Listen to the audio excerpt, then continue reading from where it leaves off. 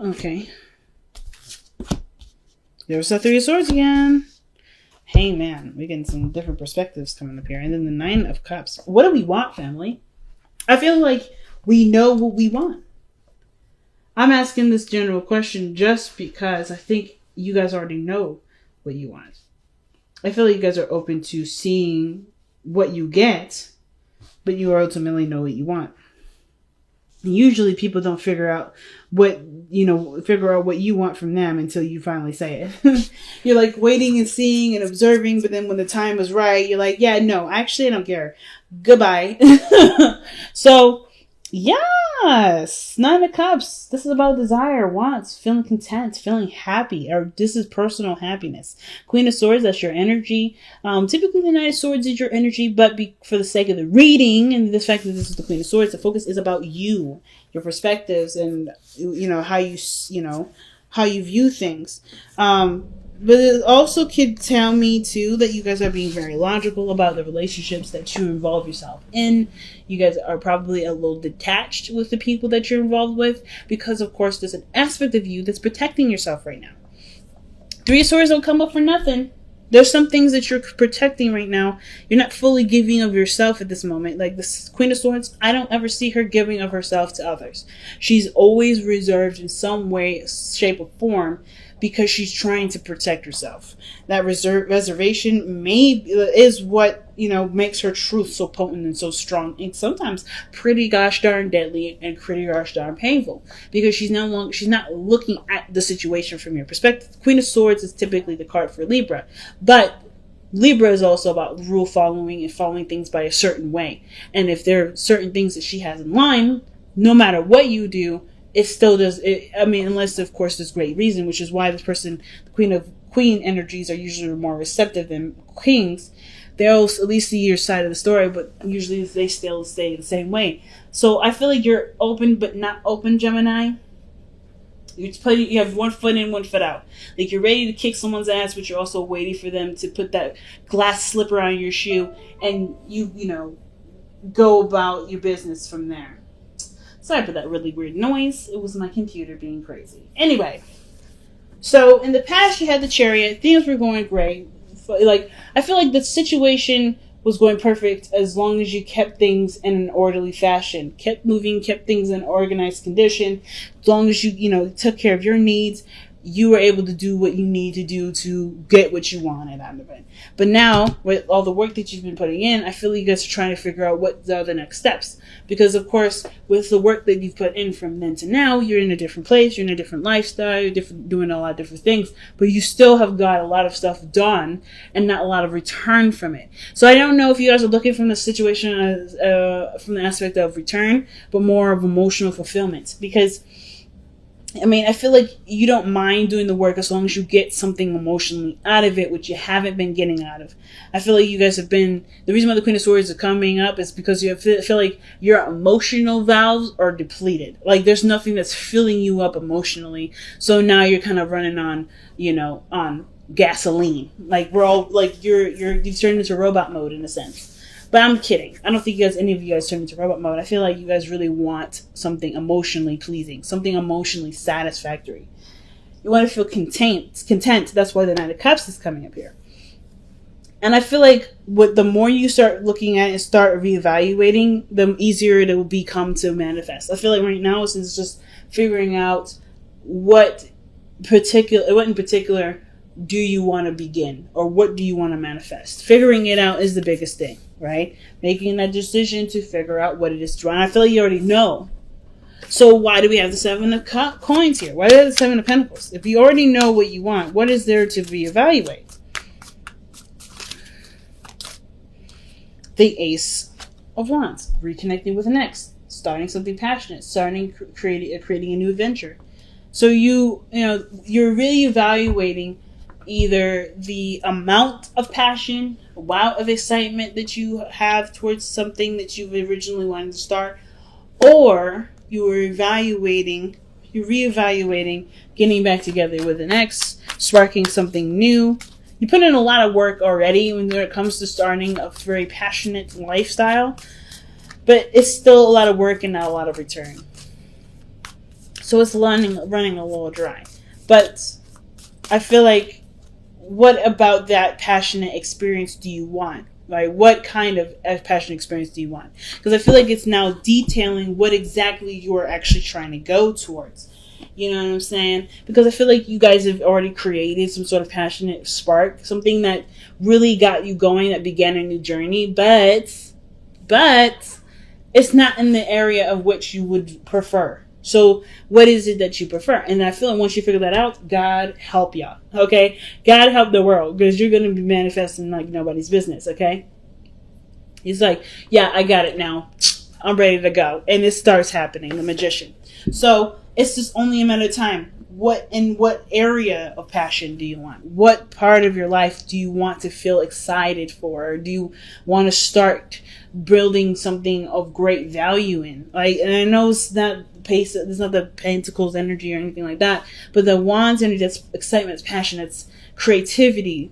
You know, it's very Leo-like energy. So I love it. Your best path to follow, the best path to follow is the Page of Cups.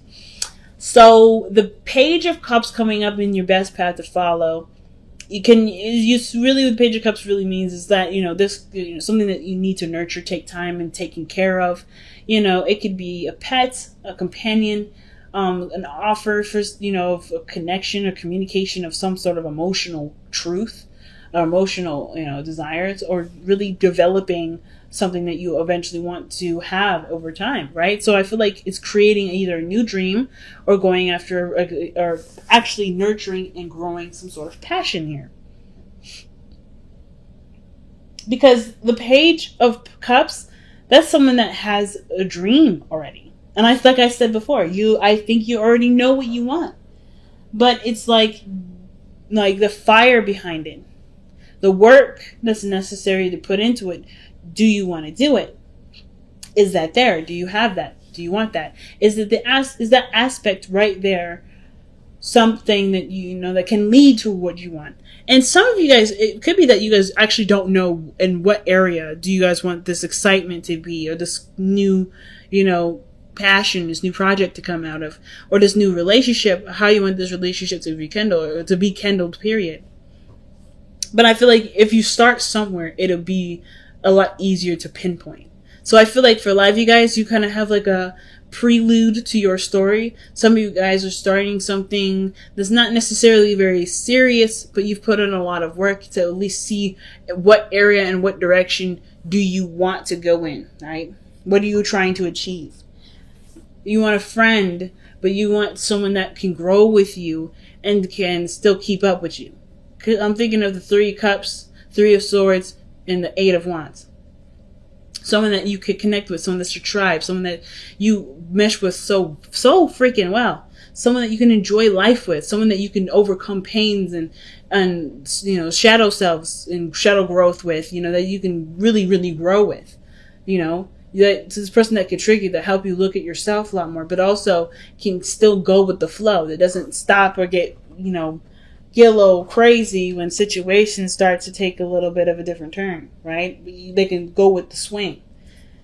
And I feel like with the Page of Cups is like going for your desire, focusing on what you want, but feeling it for yourself. Do you have all those aspects in yourself? Because the only way for you to manifest whatever it is that you want, Gemini, you have to have that already preset, right? So I feel like with the Page of Cups, it's like, so how do you give yourself this? How do you make yourself feel this way? Do you have something already in progress that you're growing, taking time to build? Is that coming to fruition? Is this? Are you doing this for yourself in some area? Let's see what additional information we can get with the Page of Cups. Page of Cups. Why is Page of Cups coming out for Gemini's advice? Maybe it's talking about expressing your love to somebody. Extending your feelings out to somebody. Could be, oh no, probably not. 9 of Swords, 7 of Swords. The 9 of Swords doesn't do anything in secret. He's moving too fast, and he doesn't give a fuck enough to actually be careful in that area, to be more cautious and, sneaky. But you got 2 cards here, man. 2 confusing cards together. Like, this combination I would never thought I'd see. But then what's interesting about these two cards too is they're going in the same direction. One's more calculated and more scheming, a little more sneaky, not necessarily, open to expressing what they're doing. They're just kind of being like, well, just minding my business, when they're really clearly doing something they probably want to keep to themselves. But the Knight of Swords, he's very vocal. He's very outgoing. He's very like, hey, this is what's happening. This is my truth. Get out of my way if you don't want to hear it. But like, both of these two are not the same in regards to how they deliver their message or how they deliver certain things. Knight of Swords, he will bulldoze you. He will run you over. Versus the Seven of Swords, where he would just prefer you to get, he would just prefer never to run into you at all. So he'll take detours. I feel like the Seven of Swords is always that person that will take the detour, do something that's, evasive. They're just trying to get out of Dodge, right? So I kind of feel like what's interesting is that there is a huge amount of risk. This huge amount of risk. Because the Seven of Swords can also indicate risks. And this is just somebody being sneaky and weird.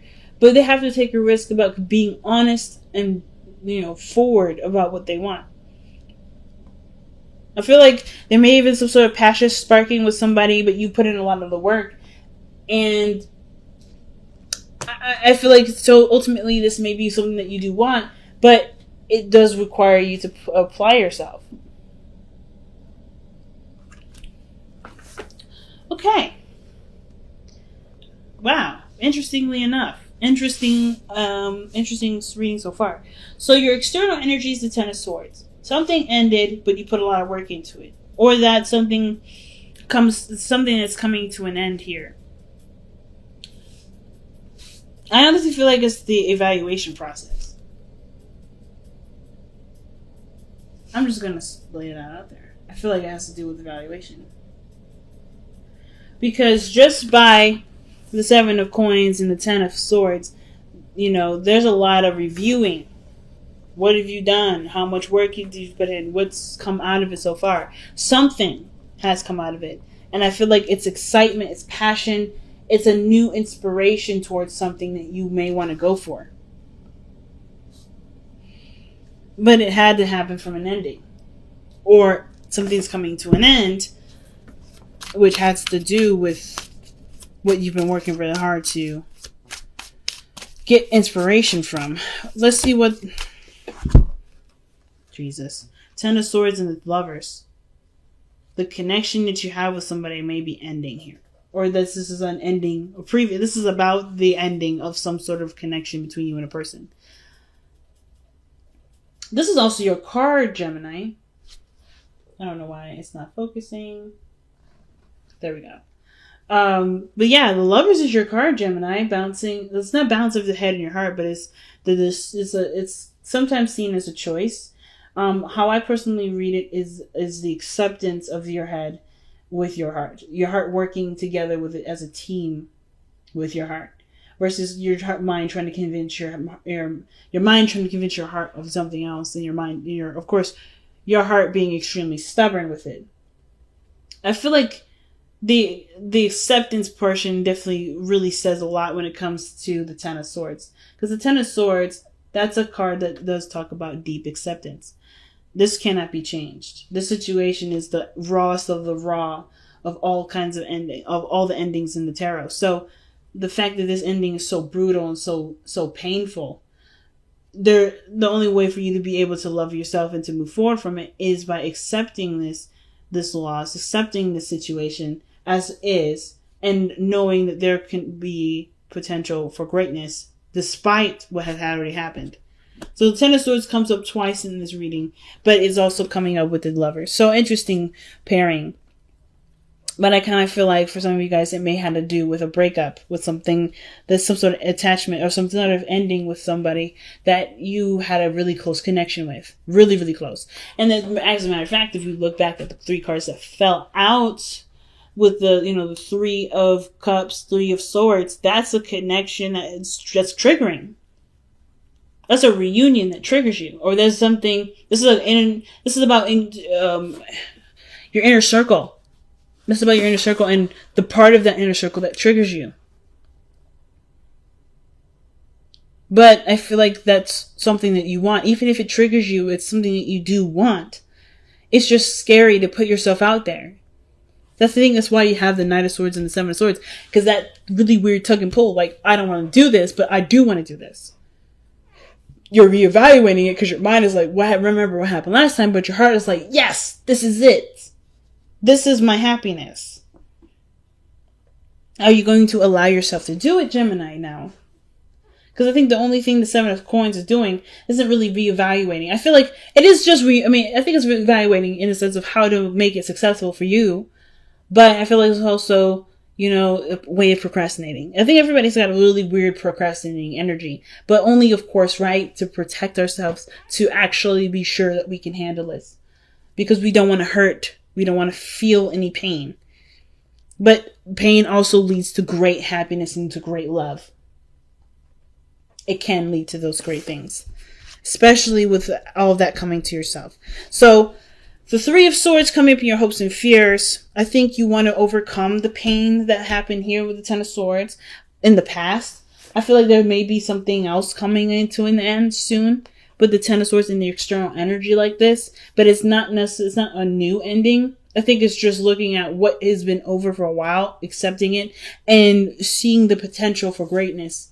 But by changing your perspective with the Hangman and your outcome.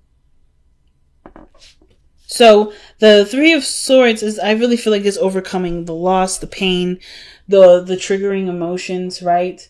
Like whether this is a friend or someone that you met that meant dearly to you as a relationship.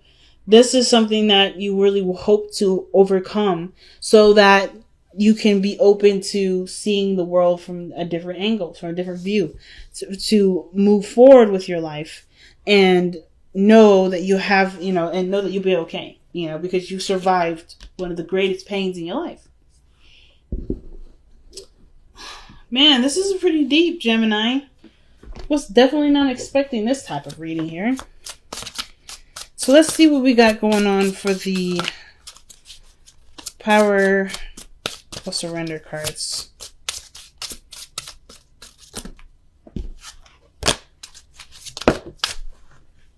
Okay, surrender your belief in scarcity. Jeez. The universe is asking you to open to the infinite nature of abundance. In this way, you can remove blocks in your life and succeed beyond your wildest dreams. The Ten of Swords, the loss, man.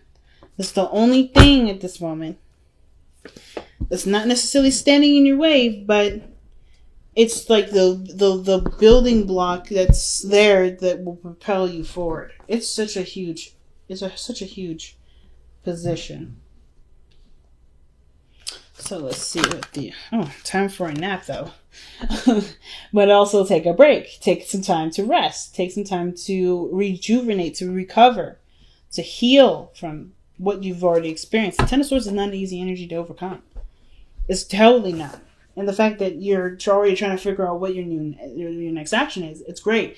But do you have the energy to take all that on after overcoming this serious ending? I feel like giving yourself that time, giving yourself that space, and make sure that you take that rest to make sure that you have all your needs taken care of before going on the journey. I feel like you're on point then. Time for a nap is reminding us that our body needs time to rejuvenate and to heal, to recover, to rest.